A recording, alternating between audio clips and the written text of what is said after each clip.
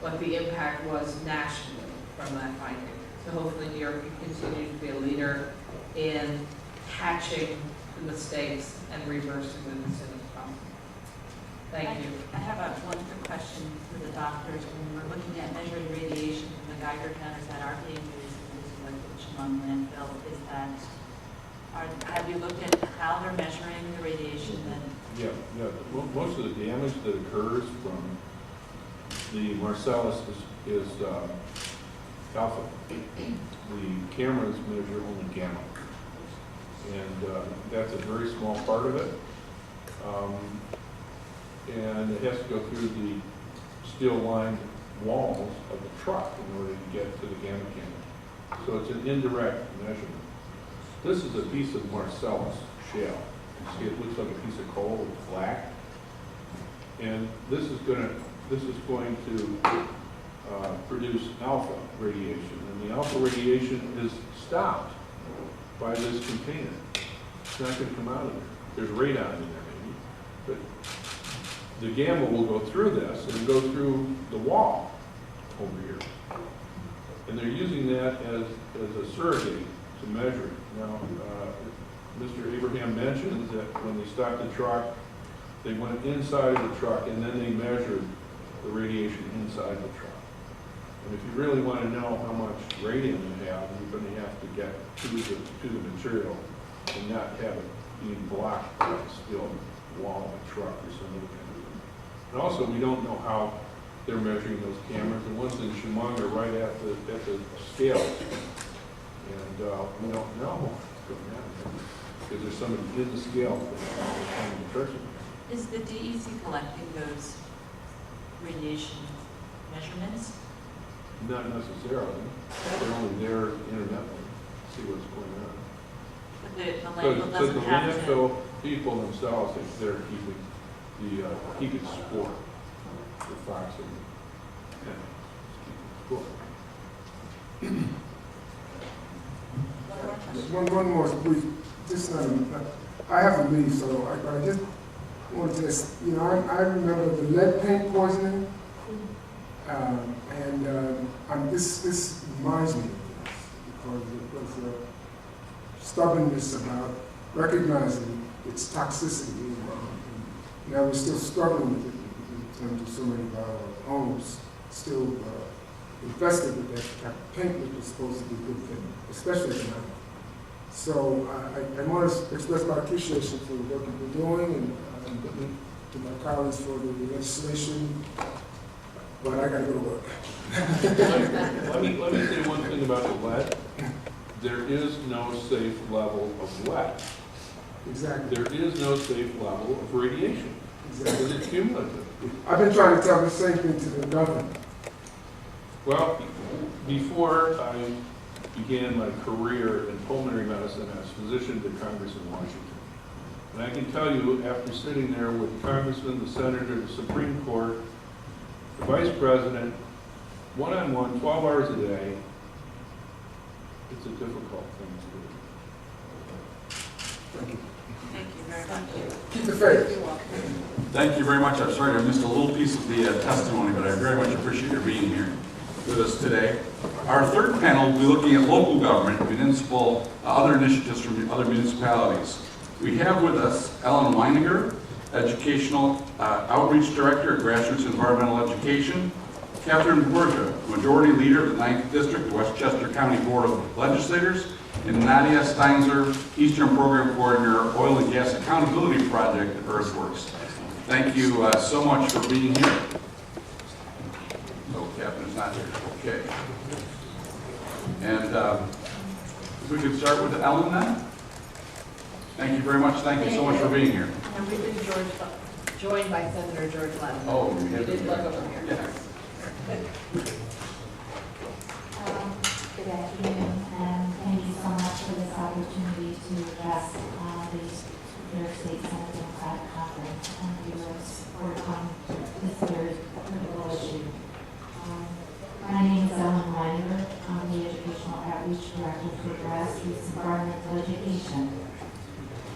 Grassroots Environmental Education is a science-based environmental health nonprofit providing public education on environmental health issues and practical solutions for schools, local and state governments, community groups, environmental and health organizations in the tri-state area and nationwide. Grassroots works directly with a network of leading medical and scientific experts in the field of environmental health and bridges the gap between emerging science and public understanding through evidence-based tools and educational programs. Just yesterday, the New Jersey Senate passed legislation to prohibit the disposal of fracking waste by a vote of 33-4. The New Jersey Assembly now must take action.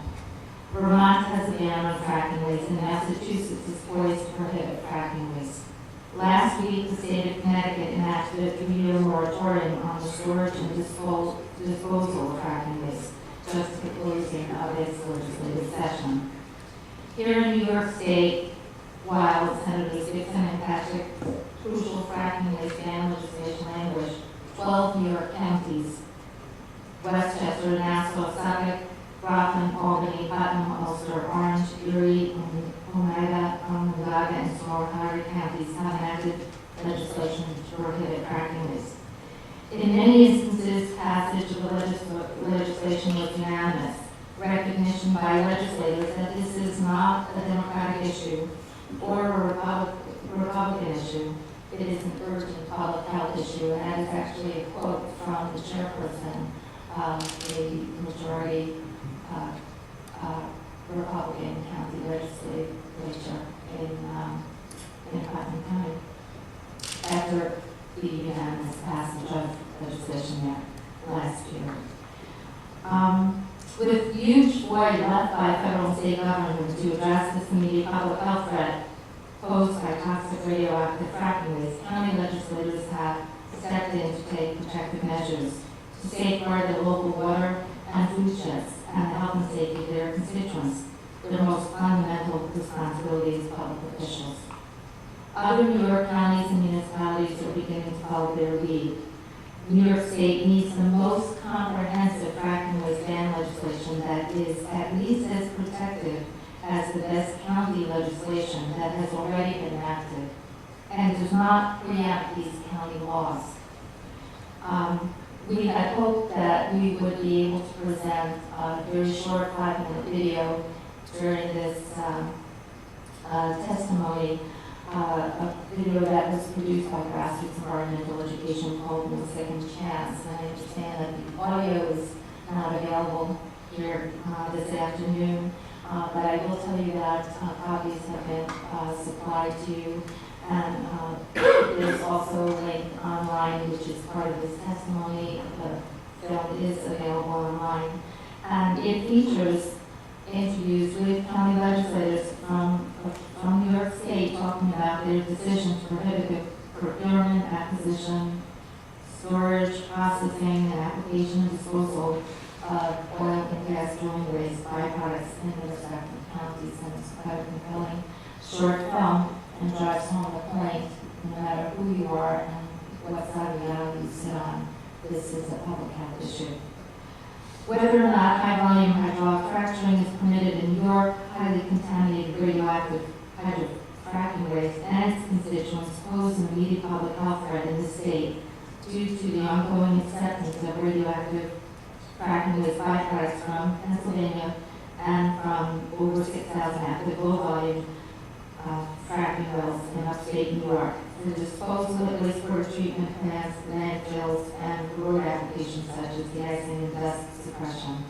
I know my colleagues earlier and others will continue to say this very same, express this very same concern that we are dealing with an immediate public health threat to New York State residents. We already have stated that a good deal of the toxic mixture that returns to the surface with the oil and gas after drilling and fracking operations also brings back contaminants that include volatile organic compounds, heavy metals, brine that's 8 times saltier than seawater, and radioactive elements including radon and radium.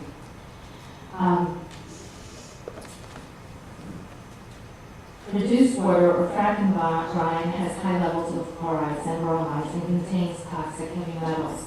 Produced water and semi-solids can contain high levels of radium-226 and radium-228, which are known carcinogens. Radium-226 has a half-life of 1,600 years and is linked to anemia, cataracts, bone, liver, and breast cancers and death. Radon, a decay product of radium, is considered the leading cause of lung cancer in non-smokers nationwide. Radioactive materials, including radium and its decay product, radon, as has already been stated, is known to be significantly higher in Marcellus Shale. Radon is formed by the radioactive decay of radium, uranium, and thorium, and has a half-life of 3.8 days. Polonium and lead are the decay products of radon. Lead has a half-life of 22.3 years, while polonium has a half-life of 138 days, and both are solids that are known to attach to particulate matter or dust particles. Lead and radon have no safe level of exposure, and the radon will be absorbed by the lungs, damaging lung tissue. What happens is that it's absorbed by the lungs and decays further into polonium and lead. Radon is an odorless, tasteless, and colorless gas formed by the radioactive decay of radium. Polonium and lead are the decay products of radon, as I said earlier. Lead is a neurological poison. Low levels of lead exposure are associated with cognitive deficits and attention deficit hyperactivity disorder in children, and increased blood pressure in adults. Chronic low-level lead exposure is an important risk factor for renal failure and has also been linked with low birth weight. Lead is classified by the U.S. EPA as a probable human carcinogen, while polonium is considered a radioactive carcinogen. Radon will be absorbed by the lungs and, as I said earlier, decay further into polonium and lead and damage the lung tissue. Lead and polonium damage DNA and RNA, and the exposure pathway of all three of these radioactive materials is through inhalation and possible ingestion. We've already learned the hard way about the health and financial burden of lead exposure through the millions of American children who are exposed to excessive lead levels and sustained brain damage through the silent epidemic of children's lead poisoning, until adequate evidence could be collected to mandate removing lead from gasoline, household paint, and other consumer products. The Centers for Disease Control reported that reduced lead exposure in the United States since 1976 through aggressive efforts to remove lead hazards has resulted in hundreds of billions of dollars in economic benefits in reduced health care and specialty costs.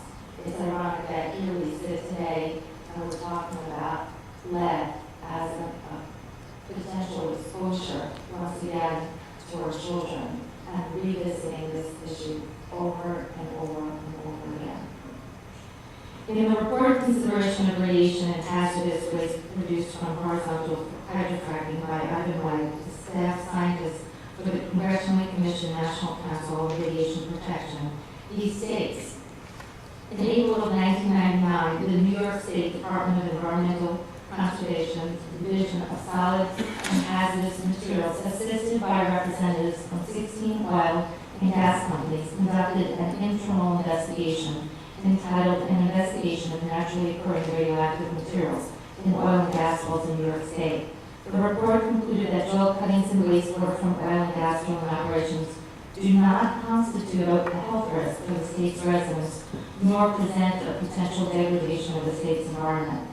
Ivan White continues, a similarly cavalier attitude towards human exposure to radioactive material pervades the New York State DEC's 2011 draft revised estimates. The document's superficial characterization of radiation risks has prompted warnings from radiation experts, including those at the U.S. EPA, whose public comments reflect deep concerns about the DEC's understanding and appreciation of the actual risks posed by radiation. And as mentioned earlier by Ms. Duval at Riverkeeper, recently